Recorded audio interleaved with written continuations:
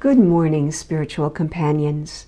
We are reading the Gospel of Sri Ramakrishna. Continuing chapter 10, Sri Ramakrishna at Siampukur. Page 449, Thursday, October 29th, 1885. It was about 10 o'clock in the morning when M arrived at Dr. Sarkar's house in Calcutta to report Sri Ramakrishna's condition. Soon afterward, they got into the doctor's carriage. The doctor visited many patients. He entered a house of the Tagore family and was detained there by the head of the family.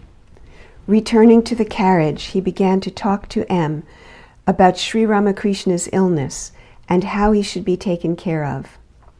Doctor, do you intend to send him back to Dakshineswar? M. No, sir. That would greatly inconvenience the devotees. They can always visit him if he is in Calcutta. Doctor, but it is very expensive here. M. The devotees don't mind that. All they want is to be able to serve him. As regards the expense, it must be borne, whether he lives in Calcutta or at Dakshineswar. But if he goes back to Dakshineswar, the devotees won't always be able to visit him, and that will cause them great worry.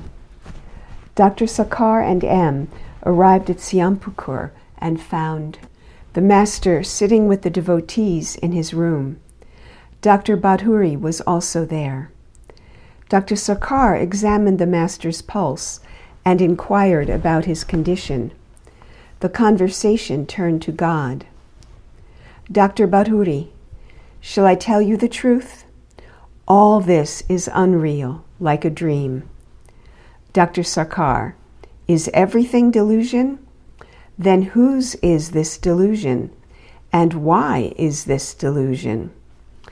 If all know it to be delusion, then why do they talk? I cannot believe that God is real and his creation unreal. Master, that is a good attitude. It is good to look on God as the master and oneself as his servant. As long as a man feels the body to be unreal, as long as he is conscious of I and you, it is good to keep the relationship of master and servant. It is not good to cherish the idea of I am he. Let me tell you something else. You see the same room, whether you look at it from one side or from the middle of the room. Dr. Badhuri to Dr. Sarkar, what I have just said you will find in Vedanta. You must study the scriptures, then you will understand. Dr. Sarkar, why so? Has he, meaning the master, acquired all this wisdom by studying the scriptures? He too supports my view. Can't one be wise without reading the scriptures? Master, but how many scriptures I have heard. Dr. Sarkar, a man may mistake the meaning if he only hears. In your case, it is not mere hearing. Master to Dr. Sarkar, I understand that you spoke of me as insane. That is why they, pointing to M and the others, don't want to go to you. Dr. Sarkar, looking at M, why should I call you, meaning the master, insane? But I mentioned your egotism. Why do you allow people to take the dust of your feet? M, otherwise they weep. Dr. Sarkar, that is their mistake. They should be told about it. M, why should you object to their taking the dust of his feet? Doesn't God dwell in all beings? Dr. Sarkar, I don't object to that. Then you must take the dust of everyone's feet. M, but there is a greater manifestation of God in some men than in others. There is water everywhere, but you see more of it in a lake, a river, or an ocean. Will you show the same respect to a new Bachelor of Science as you do to Faraday? Dr. Sarkar: I agree with that, but why do you call him God? M: Why do we salute each other? It is because God dwells in everybody's heart. You haven't given much thought to this subject. Master to Dr. Sarkar: I have already told you that some people reveal more of God than others. Earth reflects the sun's rays in one way, a tree in another way, and a mirror in still another way. You see a better reflection in a mirror than in other subjects. Dr. Sarkar did not reply. All were silent. Master to Dr. Sarkar: You see, you have love for this, meaning himself. You told me that you loved me. Dr. Sarkar: You are a child of nature. That is why I tell you all this. It hurts me to see people salute you by touching your feet. I say to myself, they are spoiling such a good man. Keshab Sen, too, was spoiled that way by his devotees. Listen to me. Master: Listen to you? You are greedy, lustful, and egotistic. Dr. Badhuri to Dr. Sarkar: That is to say, you have the traits of a jiva, an embodied being. These are his traits: lust, egotism, greed for wealth, and a hankering after name and fame. All embodied beings have these traits. Dr. Sarkar to the Master: If you talk that way, I shall only examine your throat and go away. Perhaps that is what you want. In that case, we should not talk about anything else. But if you want discussion, then I shall say what I think to be right. All remained silent. Master to Dr. Sarkar: Read the Gita, the Bhagavata, and the Vedanta, and you will understand all this. Is not God in his creation? Dr. Sarkar: Not in any particular object. He is everywhere, and because he is everywhere, he cannot be sought after. The conversation turned to other things. Sri Ramakrishna constantly experienced ecstatic moods, which the doctor said might aggravate his illness. Dr. Sarkar said to him, You must suppress your emotion. My feelings, too, are greatly stirred up. I can dance much more than you.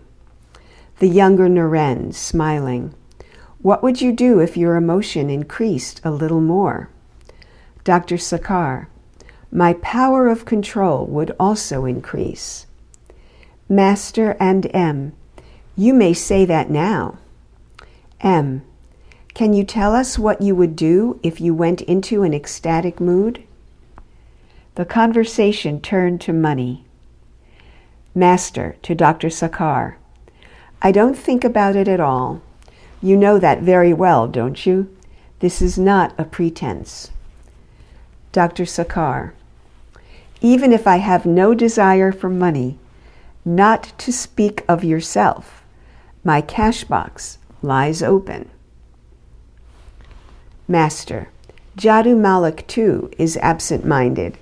When he takes his meals, he sometimes becomes so absent-minded that he doesn't know whether the food is good or bad. When someone says to him, Don't eat that, it doesn't taste good, Jadu says, Is this food bad? Why, that's so. Was the master hinting that there was an ocean of difference between absent-mindedness due to the contemplation of God and absent-mindedness due to preoccupation with worldly thoughts? Pointing to Dr. Sarkar, Sri Ramakrishna said to the devotees with a smile, When a thing is boiled, it becomes soft. At first, he was very hard. Now he is softening from inside. Dr. Sarkar: When a thing is boiled, it begins to soften from the outside. I am afraid that won't happen to me in this birth. All laugh. Dr. Sarkar was about to take his leave. He was talking to Sri Ramakrishna. Doctor, can't you forbid people to salute you by touching your feet? Master, can all comprehend the indivisible Satchidananda? Dr. Sarkar, but shouldn't you tell people what is right? Master, people have different tastes.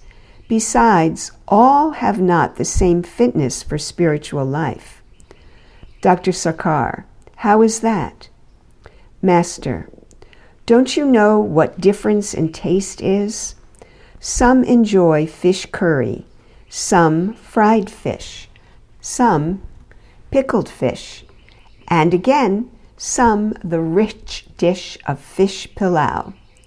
Then, too, there is a difference in fitness. I ask people to learn to shoot at a banana tree first, then at the wick of a lamp, and then at a flying bird. It was dusk. Sri Ramakrishna became absorbed in the contemplation of God. For the time being, he forgot all about his painful disease. Several intimate disciples sat near him and looked at him intently. After a long time, he became aware of the outer world and said to M in a whisper, "You see, my mind was completely merged in the indivisible Brahman. After that, I saw many things.